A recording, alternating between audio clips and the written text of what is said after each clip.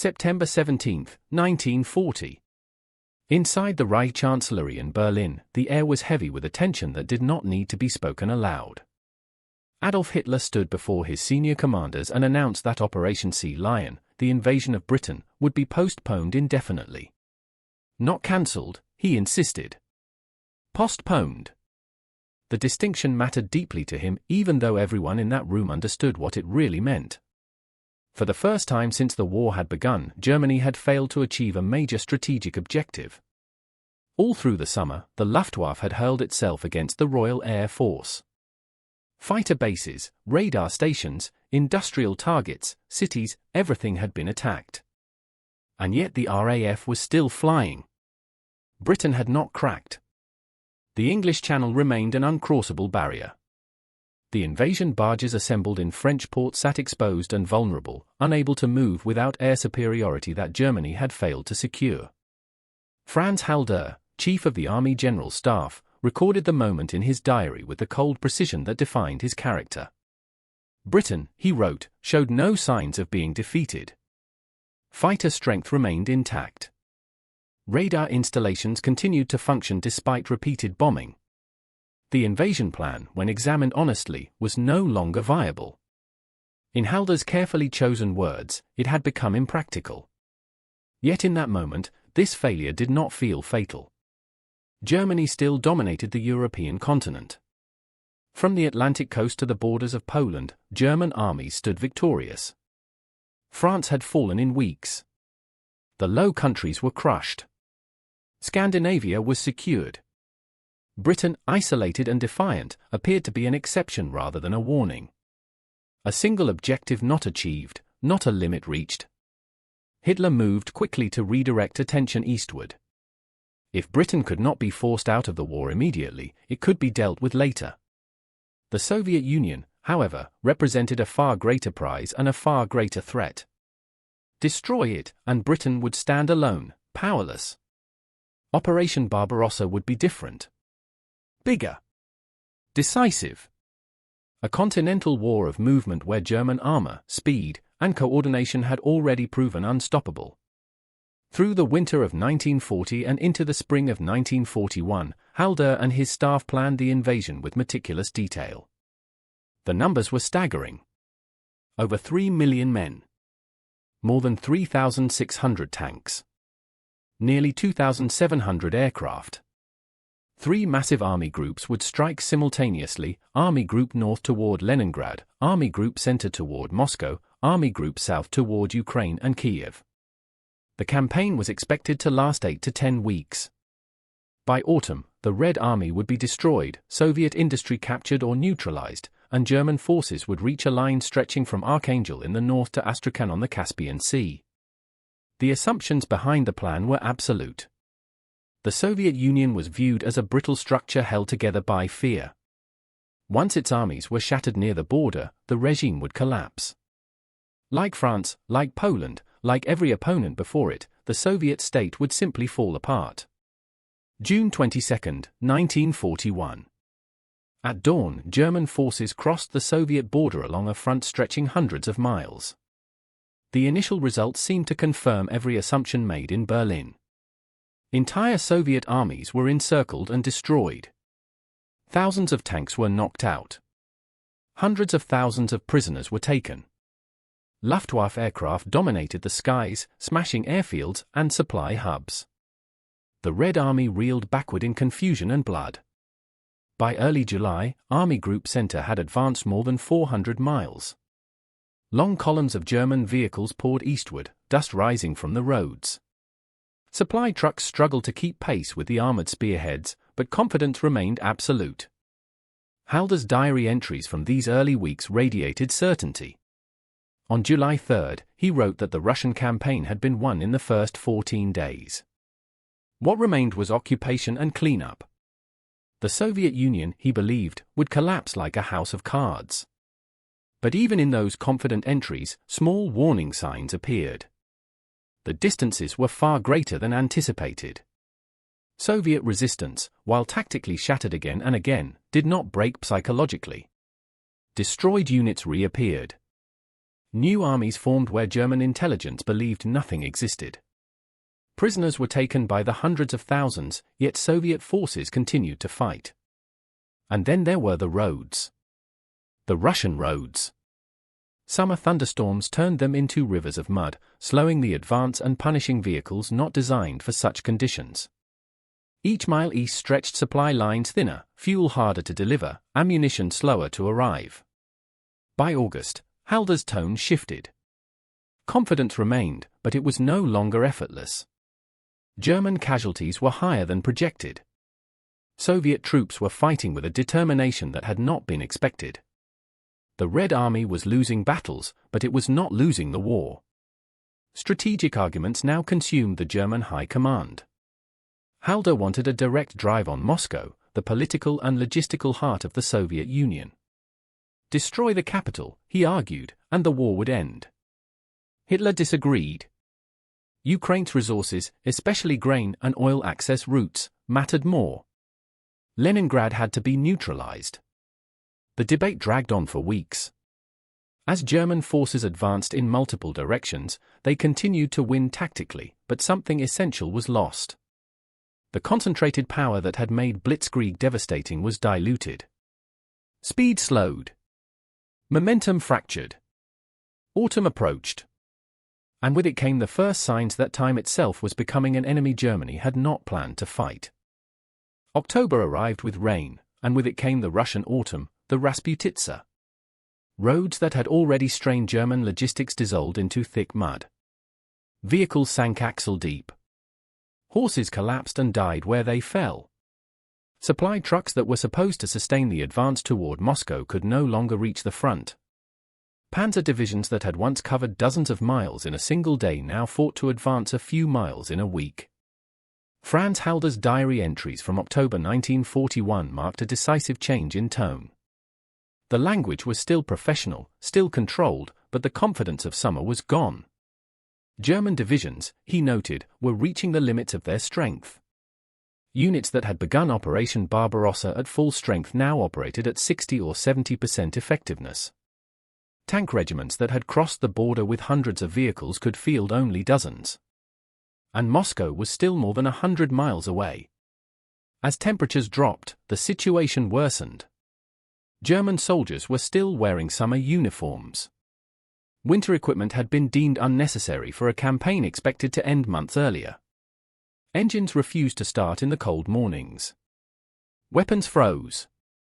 Oil thickened. Boots split. Frostbite cases mounted rapidly, removing men from the line without a shot being fired. In mid-November, Hitler ordered one final push toward Moscow. It was meant to be the decisive blow, the last effort before winter fully set in. German reconnaissance units advanced to the outskirts of the city. From high ground, officers could see the spires of the Kremlin through binoculars. But the final miles could not be crossed. Fresh Soviet divisions, transferred from Siberia and equipped for winter warfare, counterattacked. These troops were trained, well supplied, and prepared for conditions that German forces were enduring rather than mastering. For the first time in the war, German units began retreating not by choice, but by necessity. December 5, 1941. The Red Army launched a massive counteroffensive along the entire Moscow front. German formations, exhausted and frozen, fell back in disorder. Some commanders requested permission to withdraw to shorter, more defensible winter positions. Hitler refused. On December 16, Hitler issued his halt order. All German forces were to stand fast regardless of circumstances. No retreats. No withdrawals. Units surrounded by Soviet forces were to hold their positions and await relief. Any commander who ordered a retreat without Hitler's explicit permission would face court-martial. The order may have prevented a complete collapse in some sectors. Units forced to dig in held ground through the worst of winter. But it came at a terrible cost. Divisions were locked into exposed positions where cold and Soviet attacks inflicted casualties that an organized withdrawal might have avoided. More importantly, the order established a pattern that would dominate German command decisions for the rest of the war. Hitler would forbid retreat. His generals would argue. reality would intervene. And the cost would be paid in men. Halder's diary entries from December 1941 and January 1942 document the crisis in grim detail. Casualties from combat and frostbite exceeded all projections. The army that had invaded the Soviet Union 6 months earlier, confident of victory within weeks, now struggled simply to survive. Operation Barbarossa had failed in its fundamental objective. The Soviet Union was still fighting, and the war in the East had become a war of attrition Germany was not prepared to sustain. Yet even now, the German High Command did not fully grasp what had happened. The winter crisis could be explained away. Soviet resistance could be attributed to fanaticism. The assumption that German tactical superiority would ultimately prevail remained intact. Spring 1942 brought renewed confidence and new plans. Hitler ordered a major offensive in the south, aimed at seizing the oil fields of the Caucasus and cutting Soviet access to vital resources. The campaign, designated Case Blue, began well. German forces advanced hundreds of miles across southern Russia. By August, they had reached the city that bore Stalin's name, Stalingrad. What was meant to be a supporting objective became a fixation. Stalingrad was not essential to the oil campaign, but its symbolic value was immense. Hitler ordered it taken at all costs. On September 24, 1942, Hitler dismissed Franz Halder as chief of the Army General Staff. Halder had become, in Hitler's view, too pessimistic, too willing to discuss limits and consolidation. He was replaced by Kurt Zeitzler, younger, more aggressive, and more willing to align himself with Hitler's belief that willpower could overcome material reality. Zeitzler inherited a deteriorating situation. Sixth Army, commanded by General Friedrich Paulus, had pushed deep into Stalingrad and become trapped in brutal urban combat. The city was reduced to rubble, but every building became a fortress, every factory floor a killing ground. Soviet defenders contested every room. German forces, masters of mobile warfare, found themselves fighting a static battle of attrition they were not equipped to win. On November 19, 1942, Soviet forces launched Operation Uranus. Massive armored formations struck the weaker German flanks held by Romanian units north and south of Stalingrad. Within 4 days, the trap closed.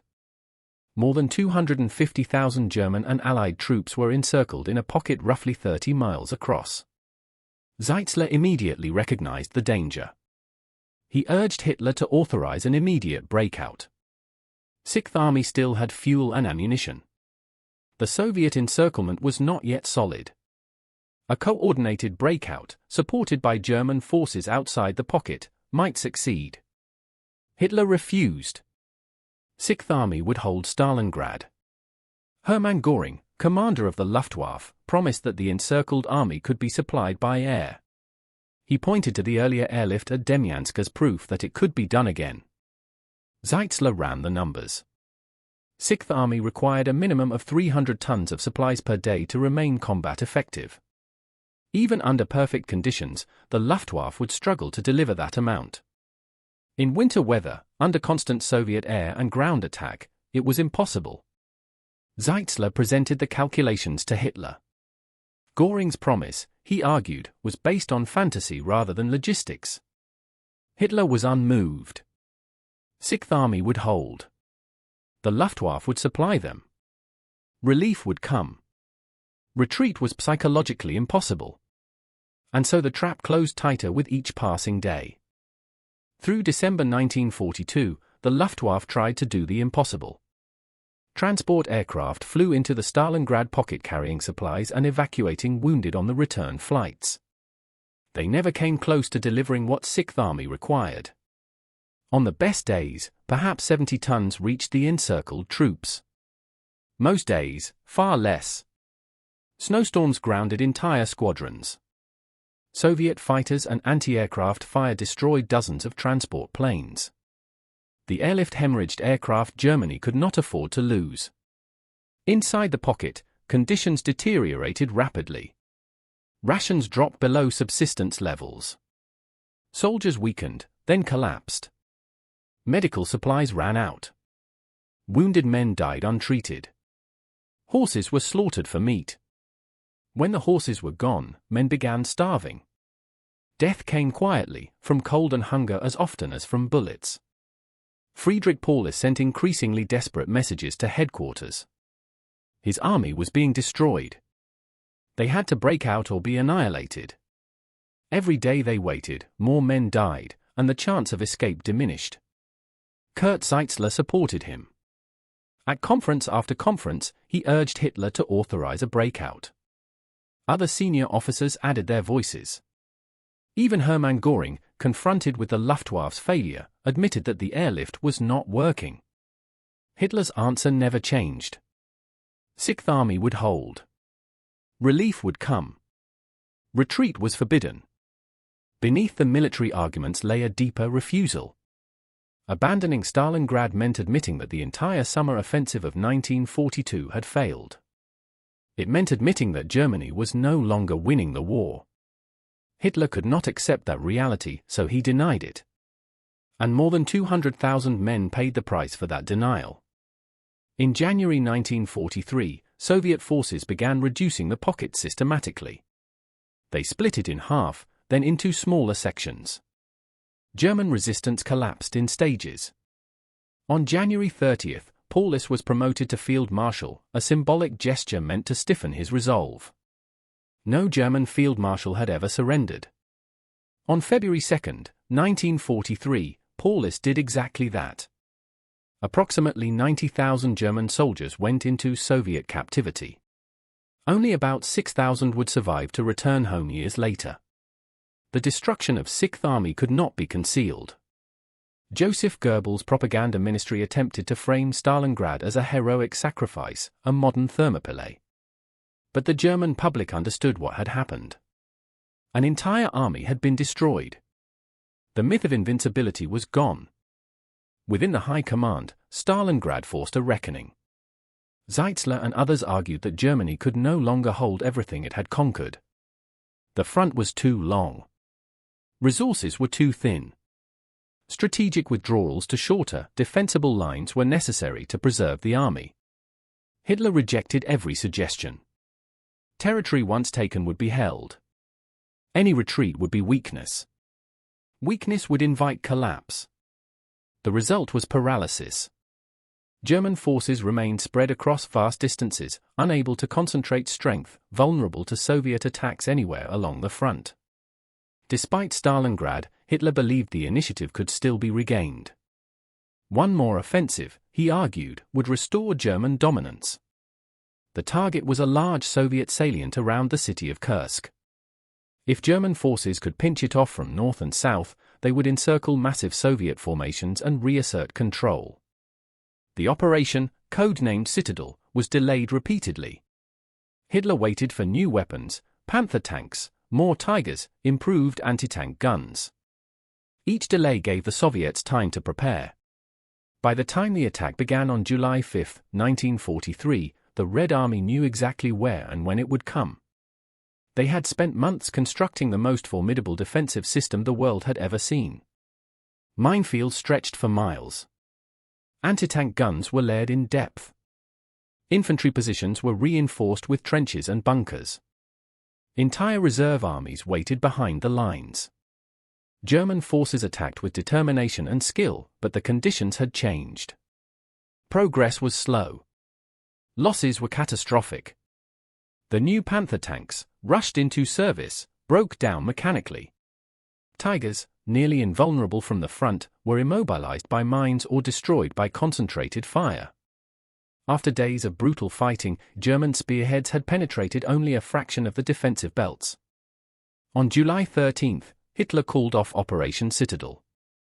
Officially, the reason was the Allied landings in Sicily, which required forces to be transferred west. In reality, the offensive had failed. German forces could not break through. The last chance to regain the initiative in the east was gone. Heinz Guderian, inspecting armored units after the battle, reported the results bluntly. Panzer divisions that had entered the operation with over 100 tanks emerged with 20 or 30. Replacing those losses would take months. The Soviets, meanwhile, were already counterattacking. From Kursk onward, Germany fought defensively in the east. Soviet offensives followed one after another. German forces held positions, then retreated, then held again, always losing ground. Requests for withdrawal were routinely denied until the situation became untenable, ensuring that more men and equipment were lost than necessary. The language used in high command conferences changed. Early in the war, discussions focused on which objectives to pursue. After Barbarossa stalled, they focused on holding ground. After Stalingrad, they focused on avoiding encirclement. After Kursk, the question was no longer how to win, but how to avoid losing too quickly. Meanwhile, the war widened. Allied bombing devastated German cities and industry. Resources that might have stabilized the Eastern Front were diverted to air defense. Germany was now fighting a global war with shrinking means.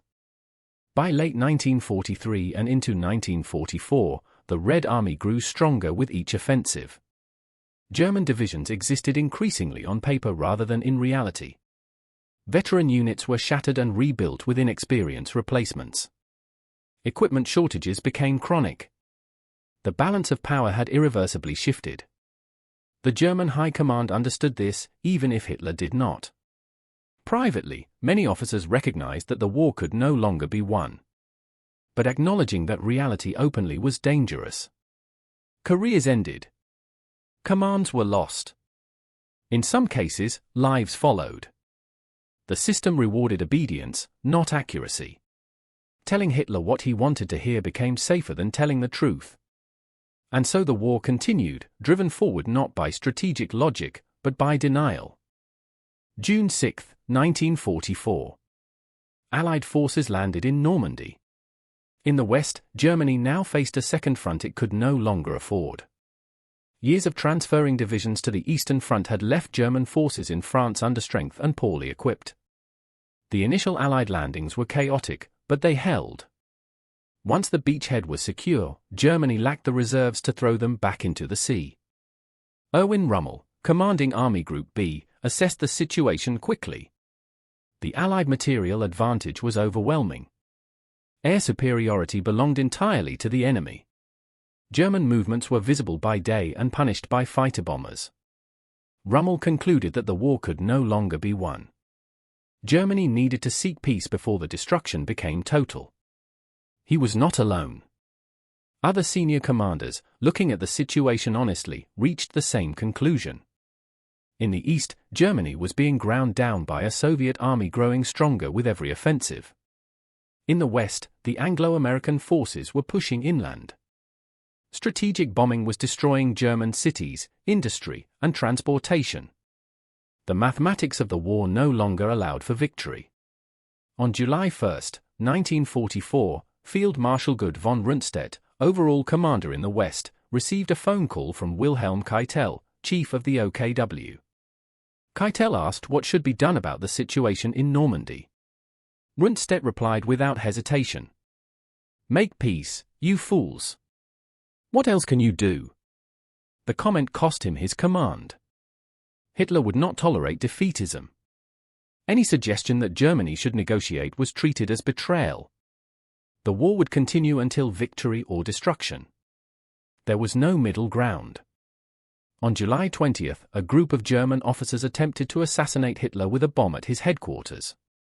The attempt failed. Hitler survived with minor injuries. The response was immediate and ruthless. Hundreds of officers were arrested, tortured, and executed. The purge swept through the Wehrmacht, eliminating anyone suspected of independent judgment or disloyalty. The failed assassination and the purge that followed destroyed what remained of honest military advice at the highest level. Officers who survived learned a simple lesson: tell Hitler what he wanted to hear. Planning became increasingly divorced from reality. Operations were ordered that had no chance of success because no one dared say they were impossible. In August 1944, the Red Army launched Operation Barbarossa in Belarus. It was one of the most devastating offensives in military history. Army Group Center was annihilated. 28 German divisions were destroyed. Over 350,000 casualties were inflicted. The entire central sector of the Eastern Front collapsed. Soviet forces advanced more than 300 miles in 5 weeks, reaching the borders of Poland. In the west, Allied forces broke out of Normandy. German units retreated in disorder across France. Paris fell in late August. By September, Allied armies stood on Germany's western border. Hitler's response was not consolidation or negotiation, but escalation. In the east, cities were to be held to the last man. In the west, a massive counteroffensive would split the Allied armies, capture Antwerp, and force the Western Allies to negotiate. The Ardennes offensive, launched in December 1944, achieved initial surprise. German forces drove a bulge into Allied lines. But they lacked fuel. They lacked air support. They faced American forces that, after the initial shock, fought with determination and skill. Within 2 weeks, the offensive stalled. Within a month, German units were back where they had started, having lost irreplaceable men and equipment for no strategic gain. By the beginning of 1945, Germany's military situation was catastrophic. On the Eastern Front, divisions existed largely on paper. Tank units had no tanks. Artillery batteries had no shells. The army that had invaded the Soviet Union in 1941 with more than 3 million men struggled to maintain 1 million across the entire front. On January 12, 1945, the Red Army launched its winter offensive. German lines shattered. Within weeks, Soviet forces reached the Oder River, less than 50 miles from Berlin. In the south, they overran Poland and pushed into German territory. Albert Speer, Minister of Armaments, examined production figures and casualty reports and reached an unavoidable conclusion. Germany had already lost the war. Continuing to fight would only increase destruction without changing the outcome. On March 15, 1945, Speer sent Hitler a memorandum stating this explicitly. Germany's economic and military capacity was exhausted. Within weeks, collapse was inevitable. What remained of German infrastructure should be preserved for survival after defeat. Hitler's response came 4 days later. The Nero Decree ordered the destruction of all industrial, transportation, and communication infrastructure within Germany. Bridges were to be blown. Factories demolished. Power plants destroyed. Food supplies burned. If Germany could not win, nothing should be left behind. Speer, horrified, worked quietly to sabotage the order. Many commanders ignored it. But Hitler's intent was unmistakable. Victory or annihilation. Nothing in between. The final conferences in the Führerbunker beneath Berlin descended into fantasy. Hitler moved non-existent divisions on maps. He ordered counterattacks by armies that no longer existed. He raged at generals who told him the truth. He blamed everyone but himself, his generals, the German people, conspirators, fate. On April 16, Soviet forces began the final assault on Berlin. German defenders, a mix of shattered Wehrmacht units, Volkssturm militias, and Hitler Youth, fought with desperate courage. But courage without weapons, ammunition, or hope could not stop Soviet artillery and armor.